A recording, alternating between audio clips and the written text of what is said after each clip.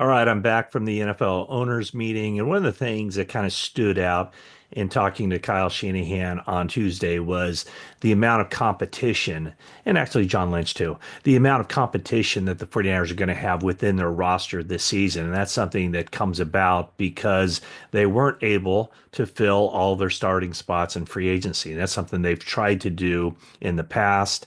They want to draft a year out for need and then fill spots in free agency. And then if a rookie comes along and plays like Dominic Pooney when given the opportunity, then absolutely that opportunity for him to be a starter year one is there. But for the 49ers this year, when you look at their roster, there are some openings.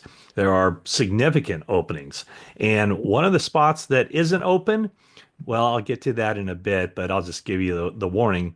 It's center. It doesn't seem like that is at all open for debate within the organization. I'll explain why here in a minute here. But when you look at where the competition is for the 49ers, it's for the wide receiver spots. Juwan Jennings is going to be a starter day one, but who's the other starter going to be? And then even when Brandon Ayuk comes back, who's going to be the third guy? You would think it would be Jennings, Ayuk, and Pearsall, but there's also Demarcus Robinson coming in. So there'll be some competition there. 49ers could add a young guy. Left guard, the obvious competition with Aaron Banks leaving for the Green Bay Packers. Is it going to be Ben Barch? Is it going to be Nick Zakelj, Spencer Burford? Or can the 49ers draft somebody that would step in and compete for that job? On the defensive line, it looks like the only real starters that they have right now that you can just kind of sketch it in stone would be Nick Bosa and Yetur Gross-Matos. And even Gross-Matos at the edge position, I suppose if the 49ers selected somebody at number 11, maybe that would be somebody who maybe doesn't necessarily start in base situations, but more a nickel pass rusher. And then Gross Matos would slide inside to rush the passer on third down. So anyway, 49ers have, I would say, two starters on the defensive line. They'll be looking for other guys. They have some guys at defensive tackle who could start, but I wouldn't say that their spots are assured in the starting lineup, and that's Jordan Elliott and Kevin Givens. There are competitions for the two linebacker spots, the base linebackers, the two other linebackers other than Fred Warner. D Winters is one possibility. I think he'll play a lot and probably be a starter. Tatum Bethune is another guy, but 49ers could add somebody either in free agency after the draft or even during the draft. Competition for the third cornerback. We know that Diamador Lenore and Renardo Green are going to be the starters. Who's that third cornerback going to be? There's competition at safety with Jason Pinnock coming over from the Giants and also Jair Brown. And then, of course, at kicker, Jake Moody will get pressed during training camp, during the offseason, some point after the draft. The 49ers plan on signing a kicker. Who's that going to be? That's open to debate right now. Brant Boyer, the new special teams coordinator, will be making that decision more than likely. But among the older guys, Nick Folk and Matt Prater, among some of the younger guys who are out there available in free agency, Eddie Pinheiro, Michael Badgley, Austin Seibert, Greg Joseph, and Riley Patterson. But that brings us back to center and brings us back to the offensive line. And if you've heard me talk about the offensive line, I have been of the opinion, I remain of the opinion that the 49ers offensive line isn't as bad as a portion of the fan base believes it is. I've said repeatedly, I think the 49ers offensive line is middle of the pack or a little bit better. And when asked specifically about Jake Brendel at center, Kyle Shanahan said this, and this is the part that I kind of latched onto and that what I've believed as well. He said, when you study centers throughout the league, you watch all of these guys. I think Jake is up there. And that would be my point too, is that replacing an offensive lineman, replacing Jake Brendel at center is a lot easier said than done. And I don't know how else to prove it or back up the point, but let's just go to PFF. Among centers who played 700 snaps or more last season, Jake Brendel ranked 12th in the NFL. And you wouldn't even know, I didn't even know a lot of the names in front of him. That's how kind of anonymous the center position is. And, early in free agency or before free agency, probably about a month before free agency, I posted something that if the 49ers were going to make a splash in free agency, maybe Drew Dahlman would be the guy to go get. And of course, a lot of people initially, well, it was probably split both ways. People were saying, yes, that's the play, go get him. Other people would be saying, are you really going to pay that much for a center? So I can see it both ways. What you have to understand with the 49ers and every team in the NFL, not every team in the NFL can go out and get the highest priced player at every position. In fact, the 49ers have a lot more of those than other teams, and they still have a lot of high priced players. So there has to be some kind of give and take. Was Aaron Banks somebody that you thought would sign the huge money deal that he got from the Green Bay Packers? Was swing tackle Jalen Moore somebody that you thought 49ers should keep at $15 million a season? And so when you look at um, Jake Brendel, Jake Brendel, like I mentioned, ranked 12th among offensive centers in the league. His run blocking is better than his pass blocking. Um, but some of the guys in front of him, like I said, are guys you wouldn't really know all that much. But put it in these terms. Jake Brendel he counts 4.125 million. That's his average per year. Drew Dahlman is $10 million more than that. So is the difference between Drew Dahlman and Jake Brendel $10 million per season? That's $10 million that can go to other places. And in the case of the 49ers, a lot of that money that if they had paid Drew Dahlman, um, there probably would have been even more cuts on the roster for Aaron's, or maybe they don't sign George Kittle or Fred Warner. Um, they're still going to pay Brock Purdy, whatever that number is going to be, they're going to pay him. But that's what you're talking about is the difference so much that it's worth, and put the dollar amount on it. The 49ers do have one high priced offensive lineman. That's Trent Williams. And so that's the decision that they've made is to sign and to pay Christian McCaffrey and Brock Purdy and George Kittle and Brandon Ayuk and Trent Williams and Nick Bosa and Fred Warner and Diamador Lenore.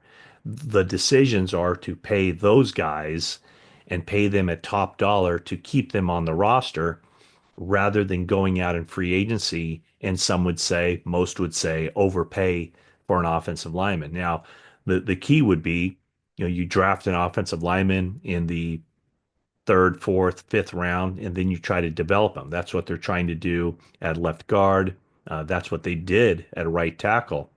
And, they've tried to, in the case of right tackle, I would think that the 49ers with their given their choice, would rather have Mike McGlinchey over Colton McKivitz, all things being equal. But all things are not equal at right tackle and with the offensive line and the pay structure of the team. For instance, Colton McKivitz, his salary averages 5.85 million per year at right tackle. Mike McGlinchey is 17.5 million. So more than $12 million more per year the Denver Broncos have invested in Mike McGlinchey than what the 49ers have in Colton McKivitz. And I think you could make the argument that Colton McKivitz is a lot closer to Mike McGlinchey than um, than you'd think. And I looked at it this way too. I broke it down again, PFF, because and I really don't have, and I apologize, but I don't have any other way to do it. I mean, in the NFL, if there's not a stat per, a player, quarterback, running back, receiver, whatever the case may be, edge rusher, it's very difficult to try to compare or, I think because there's so little information and not everybody sees it the same way. It leaves open for interpretation a lot of this kind of conversation of, that guy is the worst, that guy is the best, and there's no in between. But when you look at right tackles, and again, using PFF numbers, Colton McKivitz ranks 12th in the NFL as far as his pass or his blocking grade, and that's pass blocking combined with run blocking. So, and the names of the top guys. You know Penei Sewell, Tristan Wirfs, Lane Johnson, but a lot of the other guys you don't know. The Joe Alt was a high draft pick of the Chargers last year. He ranks above McKivitz as far as the production or the grading system from last year. But over at center, you look at where Jake Brendel is. I mentioned Drew Dahlman, but he missed 8 games last year with an ankle injury, and the kind of the cut line, the baseline that I used in looking at it is if you played 700 snaps or more, and that's about 40 snaps per game on average. So, going over to the centers, you probably know Creed Humphrey from Kansas City. You probably know the name Frank Ragnow from Detroit, Tyler Lindenbaum from Baltimore, and that's probably about it. Cam Jurgens from Philadelphia ranks a little bit lower than I thought. He was at 10 to Brendel's 12. So I realize it's a hot button topic. I've been saying it all along that it's a lot easier said than done. 49ers offensive line is certainly not the best in the league. Is it top 10? It's probably right around there, somewhere probably between 10 and 15. I mean, again, PFF has them graded very well, or probably better than you would expect, as the third best run blocking offense in the league, the 11th best pass blocking offense in the league. Is there room for improvement? Of course there is. But as I see it, there are no answers coming in free agency. The only answer available, I think, to the 49ers would be if Armand Membu is there at 11, if Will Campbell is there at 11, maybe the 49ers take that player, whichever player is there, if a player is there. And then you can either start the guy as an offensive guard year one, or maybe you do have him compete with Colton McKivitz. But as far as the one guy that I think everybody's kind of pointed to, Jake Brendel, here's what Kyle Shanahan had to say. I really don't look at it going in that Jake is competing. Jake is playing at a pretty high level. I think our O line has. 49ers did add Matt Hennessy, but a guy who wasn't a starter with the Falcons either. So, they picked him up late in the year. So I don't think there's anybody on the team right now that can compete with Jake Brendel. I mean, these are guys that, offensive line coach Chris Furster, very well respected around the league. These are guys who know their talent and they're trying to win football games. They're trying to put the best players out there as possible. And I also think, could be some options in the draft as far as third, fourth round, picking up a young guy.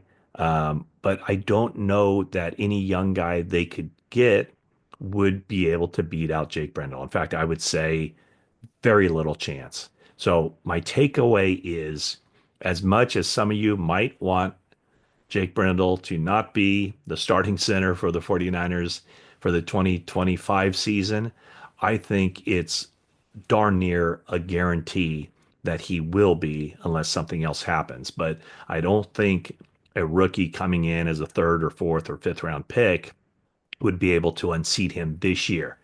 Maybe toward the end of the year, if there's an opportunity, maybe 2026 season, but not in 2025. So I don't think that there will be much of an overhaul at all of the offensive line. Perhaps 2 new starters, but that's only if the 49ers take an offensive lineman at 11 overall. There'll certainly be 1 new starter as the 49ers look to replace Aaron Banks. But what the 49ers can still do is draft offensive linemen. I'd say 2 offensive linemen in the middle rounds, third, fourth, fifth round, in order to create a situation where they have depth, but also they're developing and building for the future. So while there is going to be more competition on this roster for starting spots, for playing time than ever before. I just don't necessarily think that a lot of that competition or much of that competition will take place on the offensive line. Love to hear your thoughts. I know what they're going to be, but love to hear them anyway. Please subscribe if you haven't already. Leave a like and a comment down below. And that is it for now.